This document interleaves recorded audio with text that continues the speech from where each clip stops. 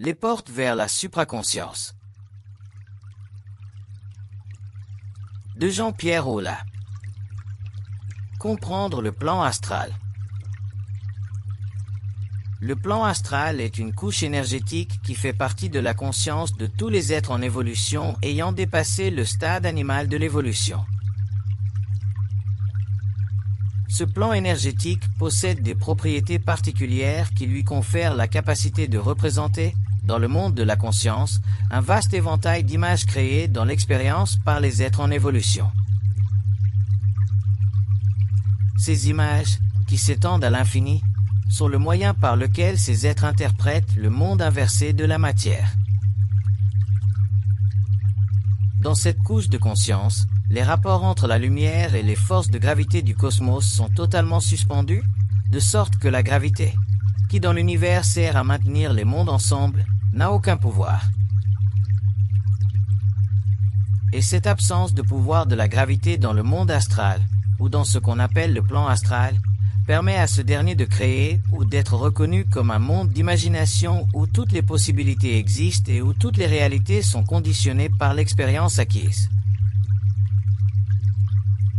Ce plan énergétique est extrêmement important pour l'évolution car il sert de réserve à toutes les formes d'expériences émotionnelles et mentales accumulées par une humanité qui, dans son évolution, a besoin de toutes les catégories d'expériences pour expliquer à l'esprit de l'être humain, à l'ego, les valeurs symboliques de son expérience.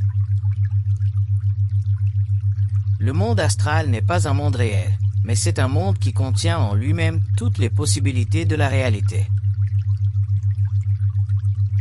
Je m'explique. Les possibilités de la réalité sont les probabilités programmées dans les plans de vie de l'être humain, dans le futur comme dans le passé, afin de lui permettre d'interpréter au mieux les différents aspects de sa vie en relation avec les données qui lui sont imprimées dans le mental inconscient lorsqu'il est en état de sommeil. Cette empreinte dans le subconscient, lorsque l'être humain est en état de sommeil, prend vie pendant la journée lorsqu'il utilise ses émotions et ses pensées pour créer un monde imaginaire nécessaire à la vie psychologique de ses désirs. Le plan astral est un vaste éventail de possibilités qui englobe toutes les conditions imaginables dont un être humain a besoin pour conquérir, le moment venu, les sommets très lointains de la conscience mercurienne. Cette conscience mercurienne apparaît dans notre système humain lorsque l'être humain a suffisamment développé son corps mental pour pouvoir réharmoniser l'intelligence naturelle de sa conscience animale avec les données d'une évolution supérieure qui lui sont nécessaires pour progresser dans les grandes écoles du cosmos lorsqu'il aura terminé son existence sur la Terre physique et matérielle. Le plan astral a une fonction précise chez l'être humain, à savoir celle de lui fournir la nourriture nécessaire pour déterminer, dans ses états de sommeil, les différentes applications de sa vie quotidienne lorsqu'il sera éveillé. Le plan astral est généralement mal compris par l'être humain, car celui-ci ne le perçoit que d'un point de vue humain. Or, le point de vue humain concernant ce plan d'énergie est un point de vue qui est déjà astralisé. C'est-à-dire que le point de vue humain est déjà influencé par le fait que l'être humain appartient à l'astral et vit encore au niveau de la conscience astrale, tant dans l'éveil que dans le sommeil. Lorsque l'être humain aura atteint les sommets de la conscience mercurienne, il comprendra que la conscience astrale n'est plus nécessaire, car cette conscience contribue à la diminution du pouvoir mental chez l'être humain et sert une phase de son évolution qui touche à sa fin. L'un des aspects intéressants de la conscience astrale chez l'être humain est que cette conscience peut servir aussi bien aux êtres des régions obscures qu'aux êtres des régions de lumière. Cette dualité de l'astral est à l'origine des nombreux problèmes psychologiques et philosophiques que l'être humain rencontre. Et ce n'est qu'à travers la destruction de cette dualité que l'être humain pourra enfin comprendre l'infinité de la pensée universelle et cesser une fois pour toutes de rechercher une quelconque infinité au sein de ses expériences spirituelles. L'astral, pour l'être humain, surtout pour l'être humain à venir, est un monde qui sera dépourvu de sang car ce monde aura cessé d'être utile au nouvel être humain. L'astral sera un monde dépourvu de sens car la parfaite contemplation du monde mental vécu par le nouvel être humain lui permettra d'avancer si rapidement dans ou à travers les voies de la lumière que tout ce qui sera astral ne représentera pour lui qu'un attachement le liant au passé évolutif de son expérience. Le plan astral est aujourd'hui tellement rempli d'êtres de toutes sortes, de formes de toutes sortes, et les énergies manifestées par ces êtres et ces formes sont tellement contaminées par l'expérience passée de l'être humain que l'être humain du futur ne pourra plus se servir de ce matériel. Ce matériel sera recyclé et toutes les propriétés qu'il possède aujourd'hui seront réinventées, c'est-à-dire que de nouvelles formes seront créées à partir de l'énergie de la mémoire de ce matériel. L'organisation matérielle du plan astral est déjà sur le point d'être ébranlée dans ses fondements par les activités de certaines grandes âmes, qui opèrent sur des plans invisibles et parallèles à notre monde matériel. Ces grandes âmes connaissent les lois des mondes et ont étudié pendant de longues années les différents modes de distribution, de diffusion et de recyclage nécessaires à l'achèvement de la fonction purement planétaire de cette couche d'énergie que nous appelons astrale. L'un des aspects les plus curieux de la conscience astrale est que, dans ce monde ou sur ce plan, il existe deux formes de réalité, une forme qui est bonne et une forme qui est mauvaise. Ce qui est le plus extraordinaire, c'est que les formes mauvaises du plan astral sont les bonnes, et que les formes bonnes du plan astral sont les mauvaises. Ce que je vous dis va vous surprendre, et surprendre beaucoup de gens. Je le comprends. Mais prêtez attention à ceci. Si parmi vous il y a quelqu'un qui a la capacité d'aller dans l'astral, faites l'essai suivant. Tout d'abord, rendez-vous dans l'astral. Puis, une fois que vous aurez acquis suffisamment d'expérience pour y rester assez longtemps, disons 25 ou 30 minutes, commencez à crier mon nom. Alors, comme je vous le dis, criez mon nom dans l'astral de toutes vos forces et vous verrez que le fait de crier mon nom sur ce plan vous ramènera directement et immédiatement dans votre corps matériel. Pourquoi? Parce que dans l'astral, une personne qui crie mon nom consciemment reçoit automatiquement une impression dans son corps mental qui la contraint à retourner dans le corps matériel afin de limiter son expérience et de ne pas entraver son évolution.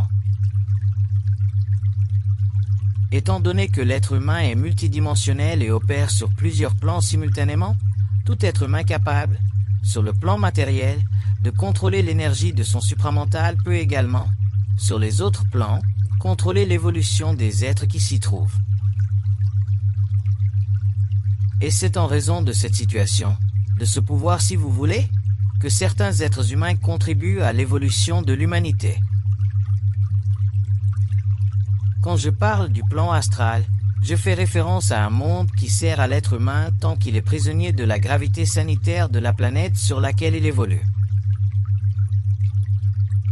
Mais ce monde ne sert plus à l'être humain qui est libéré de la gravité planétaire sur laquelle il évolue. Cela signifie que tout être humain capable de générer en lui-même l'énergie de sa propre conscience supramentale est capable, à sa guise, de retarder l'évolution dynamique des êtres sur le plan astral afin de les contraindre à cesser toute activité sur ce plan, et les êtres avec lesquels ils travaillent dans ce sens font automatiquement partie du même groupe évolutif de la planète à laquelle cet être humain est lié.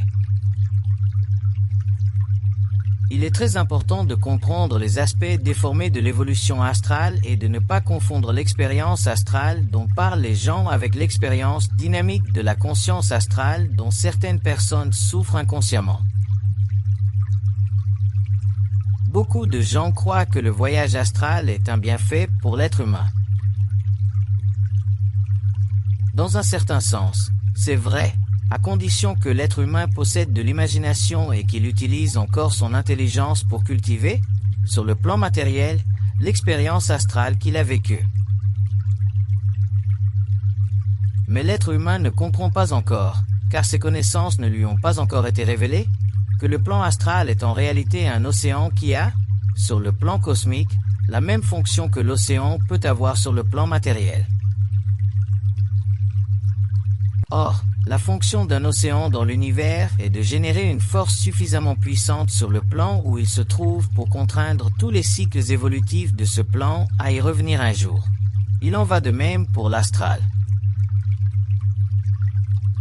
Le plan astral est conçu de telle manière qu'il contraint, sans que les êtres humains s'en rendent compte, tout cela à revenir un jour à une conscience inférieure, car tous les courants du plan astral, toutes les formes du plan astral, qu'elles soient bonnes ou mauvaises, sont directement influencées par ce que l'on peut appeler les forces du temps.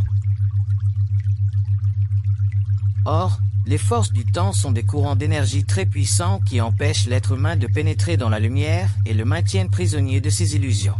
Notez que les illusions sont extrêmement importantes dans le fonctionnement de l'univers car elles possèdent la gravité nécessaire pour générer, sur les plans inférieurs, suffisamment de force pour contenir ce que vous appelez le temps humain.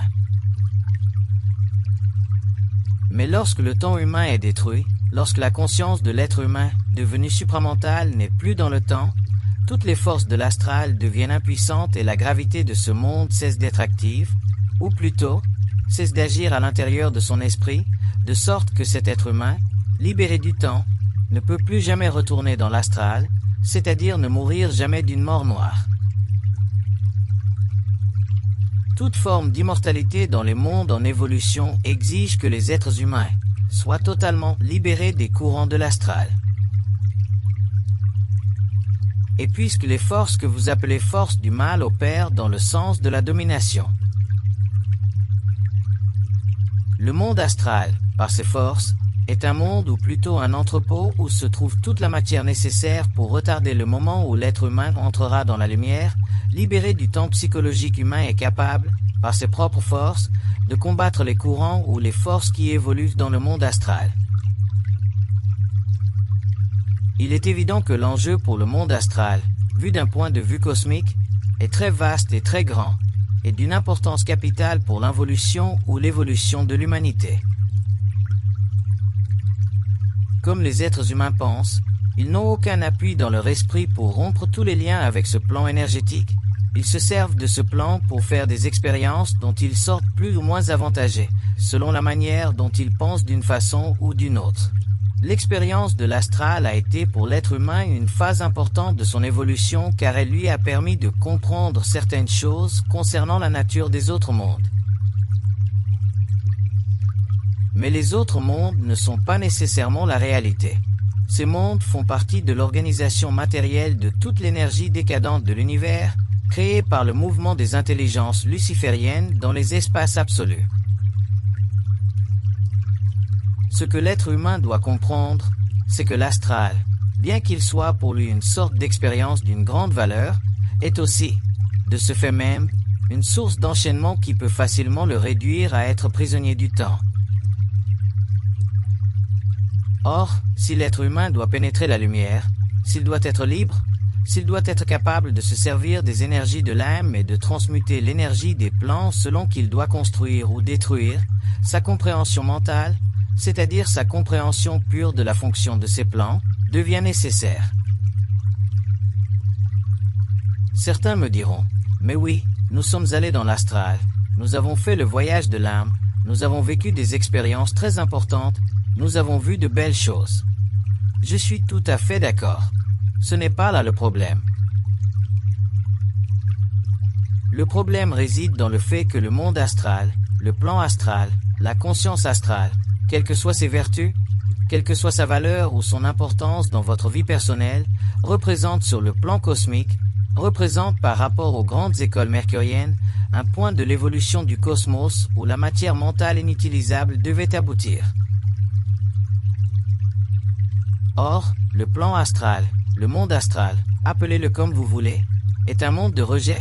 C'est un monde d'imperfection et même les choses, les expériences les plus parfaites que vous puissiez trouver dans ce monde font partie du rejet, du rebut qui provient du plan mental. C'est une affirmation catégorique que je vous fais, et ce n'est pas pour ébranler votre confiance dans vos expériences astrales de grande valeur spirituelle que je vous le dis. Je vous cite simplement les faits tels qu'ils sont. Le monde astral, du plus bas au plus haut, représente les déchets du plan mental. Lorsque vous aurez compris cela, vous pourrez vous soumettre à nouveau, si vous le souhaitez, à une autre expérience. Retournez sur le plan astral. Restez-y assez longtemps et contemplez sur ce plan ce qui, pour vous, est de la plus haute vibration. Et à ce moment-là, demandez à votre esprit de vous faire voir la lumière de l'Est et vous verrez que tout ce qui se trouve dans l'astral où vous vous trouvez disparaîtra, et qu'il ne restera devant vous rien d'autre que cette lumière de l'Est. Cela signifie deux choses. Cela signifie que le plan astral, qu'il soit beau ou non, représente une dimension catégorielle de la réalité mentale et que cette dimension catégorielle de la réalité mentale est soumise à un arrêt temporel instantané dès qu'elle se confronte à la lumière de cette catégorie mentale. L'expérience évoquée ici est celle qui nous permet de comprendre une fois pour toutes que le monde astral est un monde qui ne peut être dominé par la lumière que lorsque l'être humain est conscient de cette loi. Et lorsque l'être humain est conscient de cette loi, la puissance de la lumière qui jaillit de son mental supérieur est si grande que le monde astral cesse temporairement d'exister pour lui. Et si ce monde cesse d'exister pour lui, il peut cesser d'exister pour l'humanité tout entière. Il peut cesser d'exister pour une race entière, pour une planète entière. Il peut cesser d'exister pour une galaxie entière. Et lorsque ce monde cessera d'exister, les forces qui se servent de ce monde pour retarder l'évolution de l'être humain n'auront plus d'emprise sur lui, car l'être humain lui-même sera déjà hors de ce plan. Quand je vous dis dans les séminaires de ne croire en rien, c'est parce qu'ici, dans un cas où l'expérience est inévitable, il faut savoir et comprendre ce que signifie ne croire en rien. Du point de vue occulte, ne croire en rien signifie ne jamais être influencé émotionnellement ni mentalement par aucune forme, quelle qu'elle soit. Ce n'est que lorsque vous ne serez plus influencé par aucune forme que vous pourrez, avec la plus grande facilité du monde, évoluer dans le monde mental et reconnaître les aspects les plus abusifs de tous les mondes inférieurs sur la conscience de l'être humain. Et c'est à ce moment-là que vous comprendrez pourquoi toute initiation qui amène l'être humain à confronter sa réalité intérieure à sa réalité psychologique doit lui imposer l'expérience totale du doute et l'expérience totale de l'isolement psychique. Car ce n'est que dans cette situation, dans cette condition, que l'être humain est capable de se libérer une fois pour toutes des liens très puissants qui existent entre l'astral et lui. Lorsque vous voyez dans l'astral des âmes qui vont ici, qui vont là, ce que vous voyez n'est rien d'autre que le souvenir de ces âmes. Ce ne sont pas les âmes elles-mêmes, car si vous voyez les âmes elles-mêmes, vous seriez automatiquement contraint de percer leurs secrets. Car les âmes n'ont aucune barrière entre elles, elles n'ont aucun secret entre elles.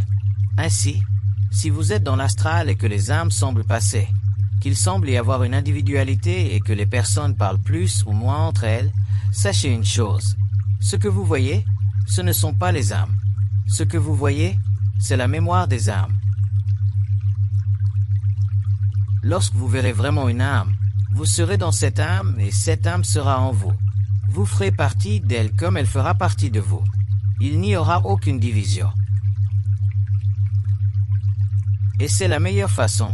C'est la façon la plus difficile de savoir si nous sommes sur un plan ou si nous sommes sur un autre. Ce que je vous dis est tellement réel que si une âme n'avait pas le pouvoir d'être dans une autre âme et vice-versa, l'amour n'existerait pas dans le monde, car l'amour dans le monde découle du fait que toutes les âmes sont créées de la même essence et partagent le même amour, c'est-à-dire que toutes les âmes partagent le même lien. Or, si toutes partagent le même lien, il est logique que, si elles en prennent conscience, elles doivent être totalement dans la même essence, dans la même mémoire, dans la même compréhension. Mais l'être humain n'a pas encore le pouvoir de discerner entre la mémoire de l'âme et l'âme elle-même. Et comme le nouvel être humain aura le pouvoir de se servir des énergies de l'âme et de voir l'âme, il est évident que toute expérience astrale lui sera impossible. Car l'âme ne peut pas vivre de l'éther astral. Elle est contrainte de se substituer, et cette substitution est sa mémoire.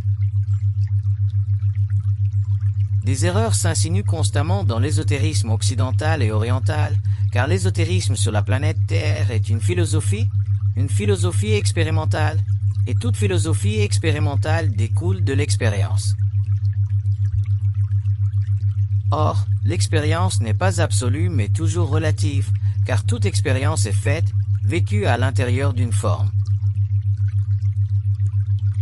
Ce n'est que lorsque l'être se trouve dans un état totalement libre de toute forme qu'il peut aborder la relativité des expériences et les projeter contre une version pré-expérientielle et pré-personnelle de la réalité. Tant que l'être humain doit apprendre, il est soumis aux lois de l'expérience. Tant qu'il est obligé de se conformer aux formes de cette expérience, sa connaissance en est figée. C'est pourquoi je dis souvent que la connaissance est une illusion. Non pas parce que la connaissance n'est pas bonne, mais parce que la connaissance fait partie du temps. Alors que le savoir est hors du temps, le savoir n'appartient pas à la forme. C'est pourquoi l'être humain, avec son intellect, ne peut s'en approprier. Autant la connaissance est réductible, autant le savoir est irréductible. Si la sagesse veut pénétrer le mystère des mystères, elle a le libre arbitre de le faire, car la sagesse est en soi le mystère de la connaissance, non pas dans sa manifestation, mais dans l'origine de sa manifestation. Et c'est à l'origine de la manifestation de la sagesse que se trouvent toutes les différentes formes d'évolution de la connaissance. La connaissance est éphémère, le savoir est éternel. Il est intemporel. Il fait partie de la lumière. Par conséquent, rappelez-vous que le plan astral, tant que vous l'utilisez, fait partie d'une expérience personnelle, mais ce n'est pas à partir de cette expérience personnelle que vous pourrez générer en vous l'énergie nécessaire, la lumière nécessaire pour être dans le savoir. Ce plan vous donnera toujours une raison de plus de l'expérimenter. Ce plan vous donnera toujours une raison de plus d'en découvrir d'autres aspects. Mais ce ne sont pas ces aspects ou ces expériences qui vous permettront de générer suffisamment de lumière sur le plan matériel où vous vivez pour comprendre une fois pour toutes qu'il n'y a rien à comprendre. C'est dans la connaissance que vous serez en mesure de réaliser que les mondes inférieurs à l'âme sont des mondes dont l'âme se sert pour l'évolution de l'ego, c'est-à-dire pour l'évolution de sa mémoire, c'est-à-dire pour la compréhension dynamique des mondes inférieurs à laquelle elle n'a droit que par l'expérience de l'ego. L'âme est contemplative, elle évolue mais elle est contemplative. Elle ne cherche pas à comprendre. L'ego, en revanche, n'est pas contemplatif. Il est progressif, il doit évoluer et son évolution sert à l'âme afin que la mémoire, qui est l'accumulation de toutes les formes d'expérience, devienne matière de construction dans les mondes de lumière. L'expérience devient un matériau de construction pour les mondes inférieurs en évolution. Or, quelle que soit votre expérience sur le plan astral, ces expériences seront toujours en relation avec les résidus émis par les plans supérieurs qui ont utilisé l'expérience de l'ego pour la construction d'un monde plus avancé, plus parfait. J'ai dédié cet enregistrement à certains d'entre vous qui s'intéressent à l'occultisme et à ces expériences sur le plan que vous appelez astral, afin de fournir d'autres points de référence sur lesquels je reviendrai plus tard au fur et à mesure que j'avancerai avec vous dans l'explication des mystères.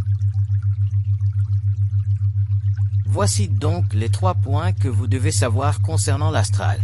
Premièrement, l'astral est un monde ou un plan qui sert de dépotoir pour toutes les formes provenant du plan mental. Ces formes qui ne servent plus sur le plan mental car elles sont trop imparfaites. Deuxièmement, l'astral est une version figurative et irréelle du monde de l'âme. Troisièmement, ce plan permet à l'être humain d'avoir un accès plus facile, au niveau de son imagination et de son intelligence matérielle, à des aspects de l'invisible qui lui servent temporairement de refuge dans son ascension toujours plus haut et toujours plus loin dans l'évolution. Ainsi, si vous allez dans l'astral et qu'on vous donne des plans de travail, sachez une chose. Ces plans de travail font également partie de votre expérience astrale. Les plans sont réels et vos activités en rapport avec ces plans vous permettent, peu à peu, de développer certains liens avec les intelligences qui y sont présentes. Mais les liens que vous développez avec ces intelligences devront un jour cesser, car ces intelligences elles-mêmes auront été amenées à dépasser les fonctions de leurs tâches pour parvenir à réaliser les attributs les plus parfaits de la conscience mercurienne. Celle-ci est elle aussi en évolution.